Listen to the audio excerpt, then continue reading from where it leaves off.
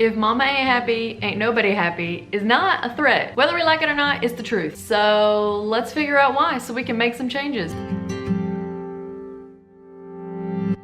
The number one reason why nobody in the family is really all that happy if mama ain't happy is because if we're not doing okay, all of our effort goes into trying to be okay. If I'm not doing well, if I'm depressed or I'm stressed or I'm overwhelmed or I'm in a crisis or I'm having some real issues going on, but I'm kind of trying to ignore them. I'm trying to tunnel vision, do what I gotta do. You know, dinner's gotta be cooked, people gotta eat, diapers gotta be changed, people gotta go to school, whatever. Even all of those things are happening and I'm trying to get them done. If I'm really not okay, it's still the main thing that I'm using all my energy on. I'm using it all to try to not explode on everybody, to try to not be mean and tell everybody to go away and leave me alone so I can recover. I'm trying to use all of this energy so that I can try to maintain a facade of okayness. It's like, oh, you didn't do homework. Oh, okay, it's fine, it's okay, we're okay. So we're using all of this energy to try to keep ourselves from either crumbling or exploding when we're not okay. So this video, I'm not actually gonna talk about how to be okay because I wrote a whole book about it. But also, because it's out of the scope of this, I wanted to talk in this video to get you to understand really why certainly this is not to feel bad if you're not okay. This is to say, it's all right if I start doing all those things that I need to do. So the second reason why nobody's really okay if we're not okay is because when we aren't happy, we can't really be that responsive to the kids' needs. This is a shout out, reminder, call out. You gotta start taking care of yourself. You can. If you notice you're not okay, ding, ding, ding. Let's do something good about it. Now, if part of the reason why we have to take care of ourselves is because we really can't be that responsive to the kids' needs, because when we have all of these unmet needs, when we have all these issues going on and we're stressed and we're overwhelmed and worried and concerned, we actually have a lot that needs to be addressed. So then when our little precious children come up and they have these things, you know, it's like, my brother already took the thing that was mine and we were playing with it. These things that perceive little compared to our stress. It's like the kid issues seem little most of the time. Our issues are looming so large because they're creating such distress in our spirit, soul, and body. When they come with these little things, we're like, ah! And so then we just can't really be as responsive to them as we would want to be. Or we are responsive to them, but it's all kind of fake and we're not present. I have a whole video on reasons why it's hard to be present that I encourage you to listen to as well. So this is why when we start to see this, we're not being as responsive as we want to be to our kids. And I don't mean responding and then, you know, you're doing something important and you drop everything to go. No, I mean in the normal, healthy, responsive way we want to be as parents. If we're not able to do that because our problems are looming so large, this is an invitation for us to start taking better care of ourselves. The third reason why nobody's really happy if mama ain't happy is because when we're perpetually unhappy, the kids sort of take it on themselves as it being their job to make us happy. We really don't want this. So it's subconscious, it's happening deep down. The kids are like, mom's not okay.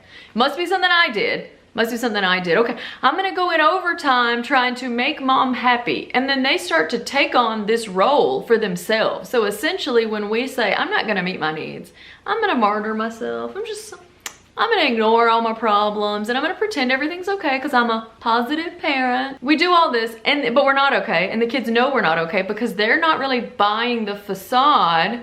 They see what really is happening and they think, I've got to do something about this. My life is in peril. My mom's not okay. I've got to make her okay. Should be our responsibility to make sure we're okay. They take it on themselves and it's not their burden, and anyway they can't do it. So then they go into overdrive. We really want to avoid this. So I say that no shame, no condemnation, don't go beating yourself up. Instead, use it as an invitation to start taking care of yourself. Number 4 reason nobody's really happy if mama ain't happy. You know, I'm using that expression because it's a fun expression. What I really mean is nobody's really happy if mom's strung out. But the 4th reason nobody's really happy if mama ain't happy is because everybody feels like they have to walk on eggshells around us. So back to our further points, if it's like, here's all these things that are going on, ain't nobody leave me alone, I ain't got time to deal with them, or anyway I shouldn't, I gotta prioritize my kids, I gotta put myself aside to take care of them, but all the needs are still there, calling out to you, saying, you're ignoring me. They're still there and they're causing stress. So now you've got the positive parent,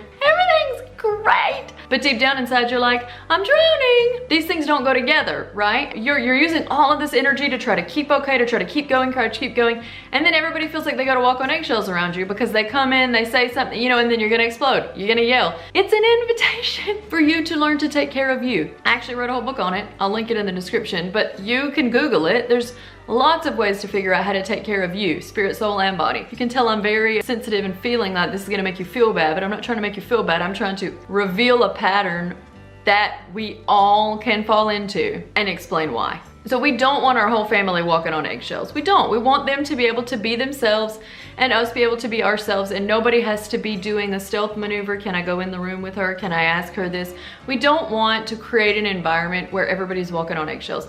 Now, sometimes this can happen if we're in a really stressful life season. Maybe we're having a relationship crisis, there's a health crisis, we're moving, we're in a big transition, a new baby came, or we're pregnant, whatever. Sometimes these are situations we can't resolve with problem solving, and therefore they linger a while. And so some of these things just naturally happen because life is life. Crappy things happen sometimes in life, or even great things happen that are super hard, and there's so many emotions associated, we don't really know what to do. And so the last reason ain't nobody really happy if mama ain't happy is because we can't really focus on loving and serving and having that creative energy to be a great mom for our kids if we're just really miserable, because it's sort of a negative suck. And I talk about this in my video about why erasing yourself or martyring yourself actually can make us more selfish, which I'll link above and below. But it's a similar principle. If we're just not okay, we're sort of trying to suck our being okayness from somewhere else, from someone else, from something. I'll start a hobby, I'll start a business, I'll take another job so I get more money, or we just try to add things to try to be okay, but then it just becomes even more burdensome. So now, after this big fat downer of a video, I'm gonna lift you up and I'm gonna say, you can do this. You can take care of yourself inside, spirit, soul, and body. You can pour into the parts of yourself that you need to, and it isn't selfish. It isn't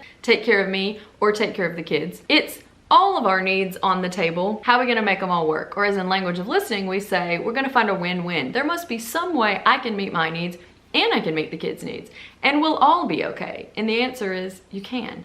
You can. It might take some changing, some reworking, some fiddling around with life, but you totally can. So make sure to watch my next video on real reasons moms can feel so miserable that you don't think about, and that a lot of them are really easy to fix.